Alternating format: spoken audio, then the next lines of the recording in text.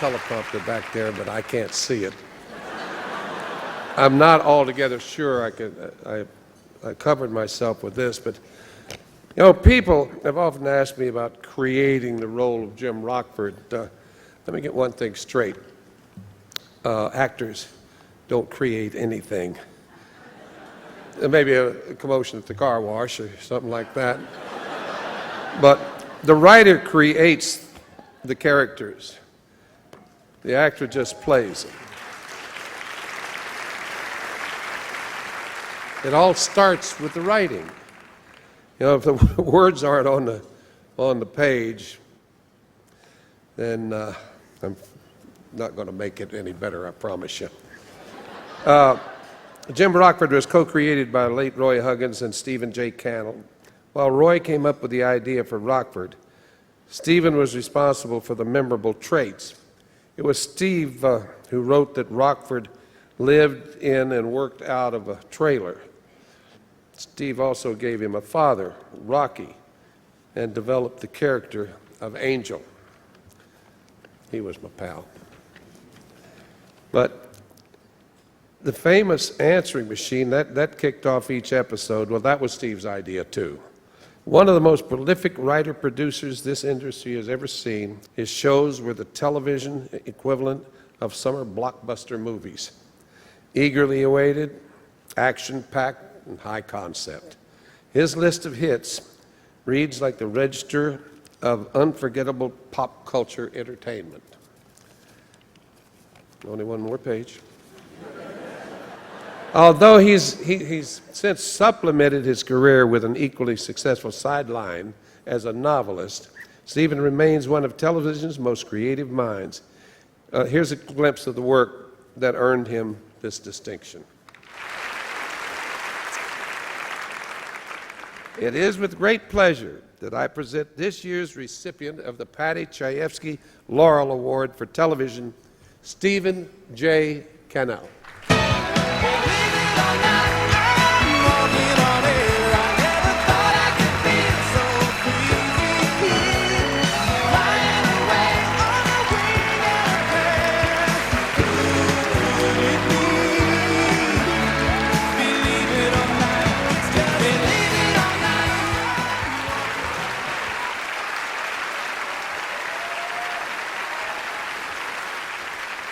Thank you very much. You know, it's just, my dad always used to say to me, you're known by the company you keep. It's pretty good company, and Jim's always been upgrading my act. People always ask me, what was it like to work with Jim Garner? And so I'm going to answer that question. I'll at least give you a little taste of it. I once sent him down a script which I had written, which in my own humble opinion was not my best work. And I was waiting to hear from him. I thought he would call me up and tell me to rewrite it, and I didn't hear anything. We shoot the first day of dailies. First day of the picture, I go to dailies, and I'm pretty afraid of what I'm going to see. And this guy just makes it hysterical. I mean, he finds stuff between the lines that I didn't even know was there. People were laughing. Dailies were over. They came up to me. They said, "Hey, good stuff, Steve." And I went, of course. I wrote it. But I knew there was nothing there. It was all Jim's interpretation. And I've always believed that actors give writers their greatest gifts because they can take our words and make them sound better than they are. And that's something Jim always did for me.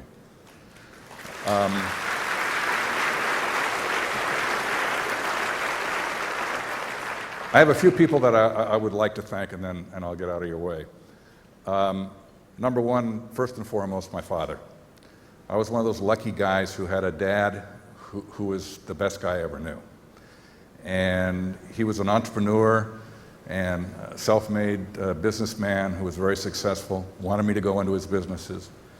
And if I have any personal skills at all, they're all from my father, his advice. He's up there right now. He's not with us any longer. He's looking down. He's saying, "This is pretty cool, good going, but don't let it go to your head." The second person I need to thank is Roy Huggins, who Jim already mentioned. And I was very, very fortunate to have a godfather in this business who taught me everything. I sat at Roy's knee. He taught me how to tell stories. He taught me how to cut film. He taught me how to deal with networks. He was absolutely the best coach I could have ever had.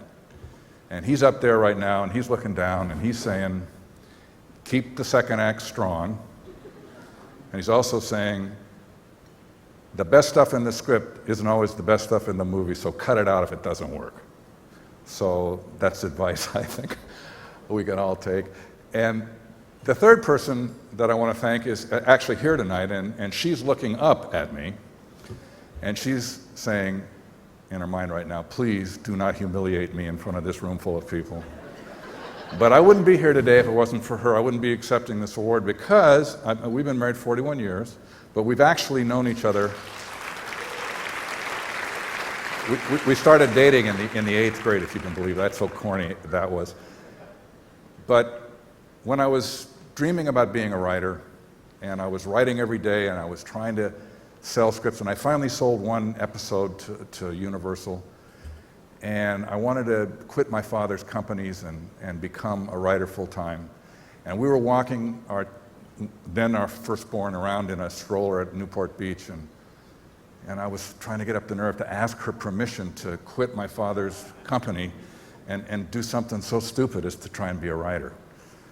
And so finally, I got up the nerve and I said, listen, baby, I've sold this one script, and I don't know that I can really do it, but I really want to be a writer, and I want your permission to do this.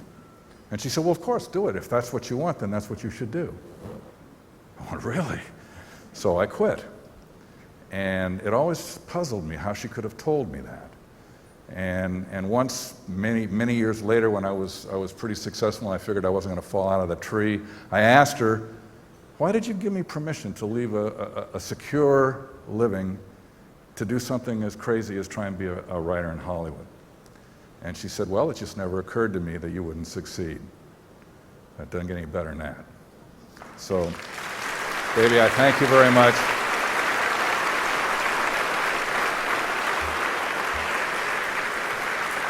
I'm so honored to receive this award. Obviously, I share it with all the people I did the shows with, all the other writers and actors and network executives that helped me along the way, like Brandon Tartikoff, who probably is responsible for half my net worth. So anyway, I do want to thank you all for this honor.